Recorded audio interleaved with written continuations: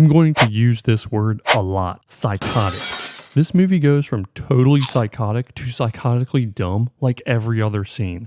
Under psychotically dumb, we have the character Shriek, a mutant whose power is, you guessed it, screaming, who gets shot point blank in the head during transportation out of this Hogwarts for psychos, but lives because the plot needs her to. I mean, not really, but we'll get to that later. Then we have Cletus Cassidy, a total maniac who bites Eddie Brock's finger and says things like, I have tasted blood before, my friend, and that is not it. See?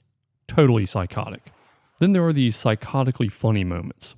When this cop tells Eddie, I don't like you, Venom screams, let me eat him! Good stuff, Venom. Let's get Venom over to the rest of the MCU and just let him go wild, especially the recent parts of the god-awful MCU. Then as Eddie is leaving the police station, he says, the only scoop I'm getting today is double chocolate chip. And Venom screams, no! And get brain freeze! The exchanges between Venom and Eddie Brock are my favorite parts of the movie. I would have paid to just watch them in a hotel bar ordering high-priced drinks they can't afford, making alternately withering and witty observations on the patrons all night. Then instead of paying the bill, Venom just slaughters the hotel bar and eats everyone's brains. The end, 20 Oscar nominations. The movie has this fun vibe of a late night out with a totally degenerate friend. Like, you know that friend you have that always makes you do the wrong thing and it turns out to be a great story 6 months later? After you've paid the hospital bills, bought a new phone, and sobered up? That's Venom, and that's the vibe. One thing I truly enjoyed about this movie was that it never preached to me, though it did give me this one incredible piece of life advice. Responsibility is for the mediocre. I've personally taken this to heart and have stopped paying rent in my student loans, and I've started lying on loan applications, lying on job applications, and lying during meetings at my current job. I'll let you know how things go, but so far it looks like I finally qualified for a huge mortgage, I'm in the running for a C-suite job, and I'm up for promotion at my current job.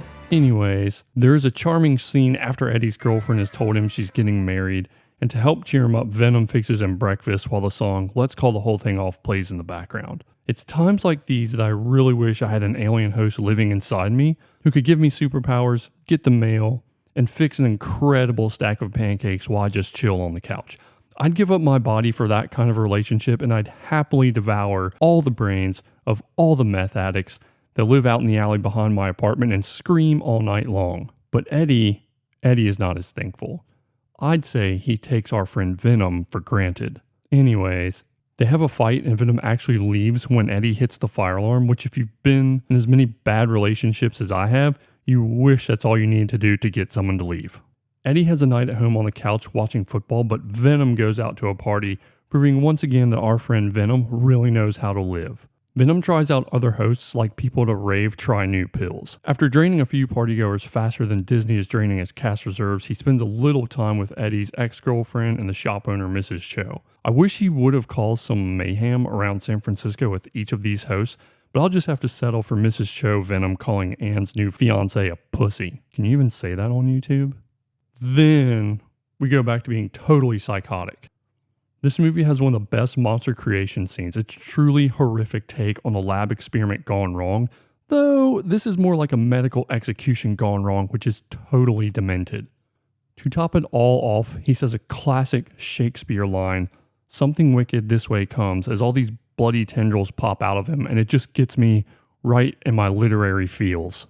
Then we get demented in the best way possible. After rescuing his girlfriend, Carnage wants to marry her. Yes, that's right, he wants a wedding. You might even call it a red wedding.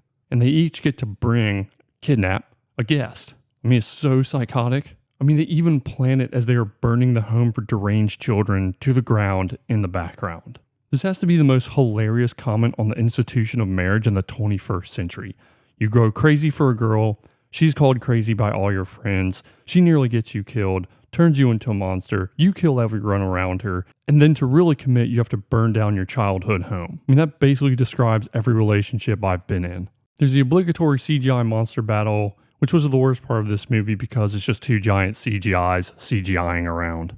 But it redeems itself with a psychotic ending. Venom says, "Fuck this guy," and just bites his head off. He actually kills him. When did Marvel actually start taking risks with its characters again? This should have made it to the front page of the New York Times or at least the Daily Bugle. Yes, what happens is Carnage's girlfriend falls to her death and, like most bad girlfriends, ruins all his plans and gets him killed. Because of her scream, it stunned the symbiote, which gave Venom the chance to kill Carnage. But I mean, hey, that's what he gets for constantly telling her to shut her mouth. You just can't keep all these thoughts bottled up, so he kind of deserves it. The movie ends with Venom and Eddie sitting on a beach with his toes in the sand, enjoying the sunset. Honestly, this was a refreshing movie. Venom, Let There Be Carnage is a fun buddy flick because I like both of these guys, or this guy and this alien, and I wouldn't mind eating brains with Venom while chugging beers with Eddie. Brains and beers, a great combination.